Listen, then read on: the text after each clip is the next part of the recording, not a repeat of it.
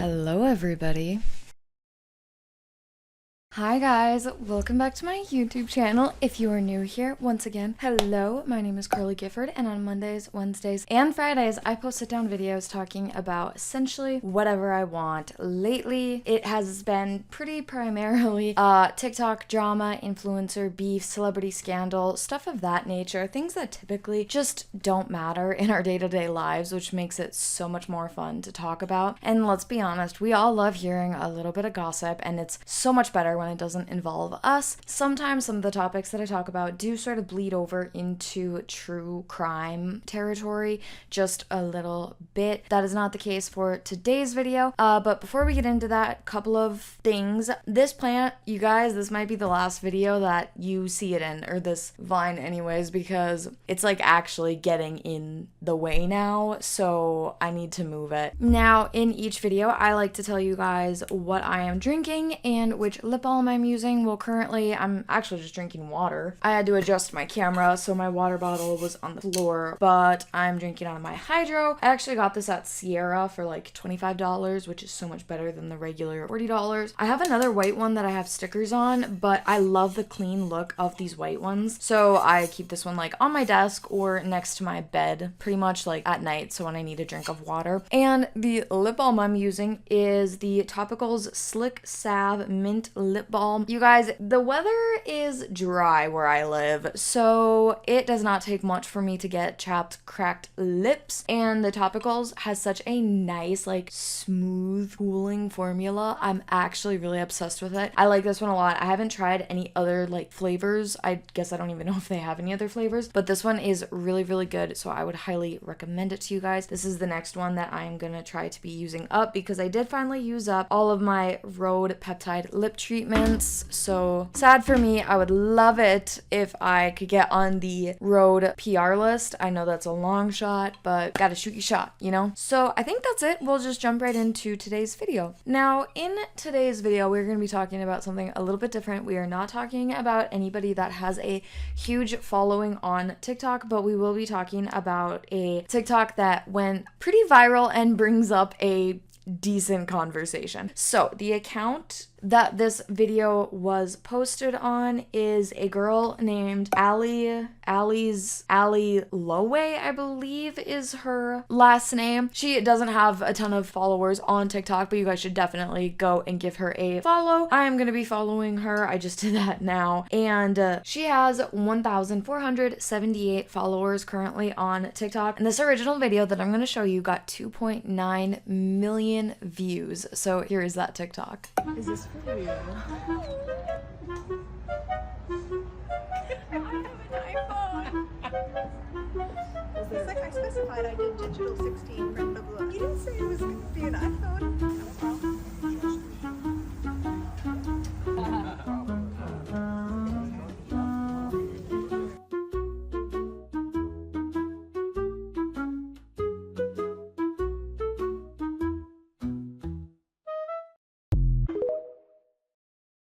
I actually tried figuring out a little bit more of like what was going on in this video because I was like, okay, I really want to make a video about this, but they haven't said like who the photographer was, which I wouldn't blame them if they didn't name him. I'd totally understand that. So I thought maybe I would try to figure out this sort of almost like Oktoberfest that it looked like they were at. So I did an image search and I could not find anything about where they were at or anything like that. But the dress that the friend is wearing in the video, it's like an $825 dress by Solani, or like that's the website that it's from. So I was like, oh, good for that friend. She must have either gotten a good deal or splurged on herself, which either way, good for her, as she deserves. Now, it took, like I said, a few days for her to finally post the photos. So yeah, here's the photos.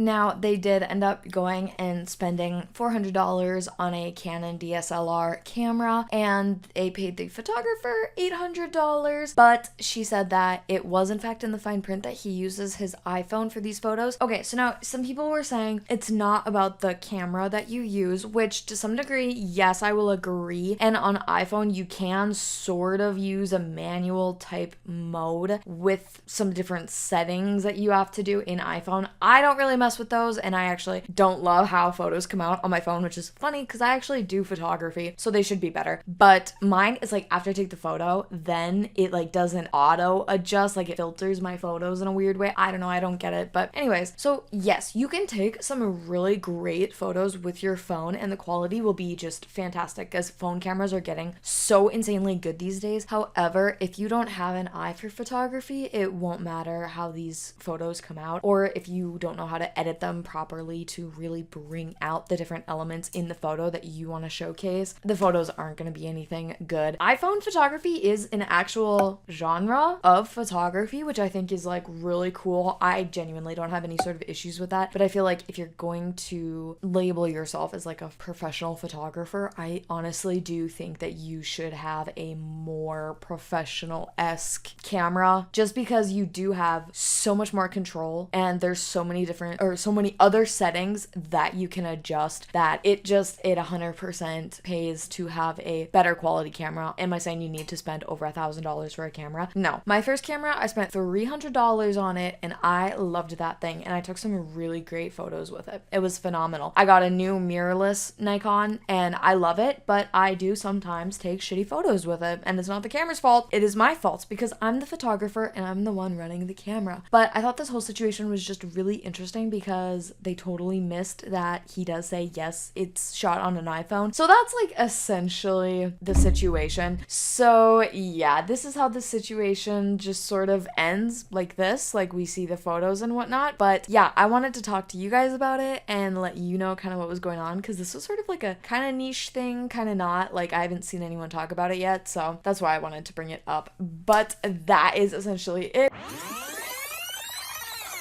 Okay, so I know I said that this video was done, but actually it's not. So I messaged Allie and I asked her if she could just kind of give me some more information about the day and what they were exactly doing, what their plans were with the photos and whatnot. So she wants to keep it really vague because there are other parties involved in this. So I'm literally just gonna read her messages that she sent to me because I don't want to overstep or dox anybody in a way, because she was very hesitant to kind of give me more information just because it sounds like this photographer has gotten some hate online and kind of been bashed, and I mean, I don't want that for him. It genuinely was just a total misunderstanding, this whole situation. So what Allie said was that basically she was brought on to do social media user generated content, UGC style, for a brand's social media channel, and then they hired a photographer for a more professional feel so the company could pitch further events to journalists and whatnot. The photographer canceled semi last minute, so they asked the PR team to find a new photographer. I'm not sure how the PR team found him or what his portfolio looks like, so he charged the company the big bucks and we kept waiting for him to show up. We even emailed him to see where he was. Then we realized there was a man walking around asking everyone for photos, but on iPhone.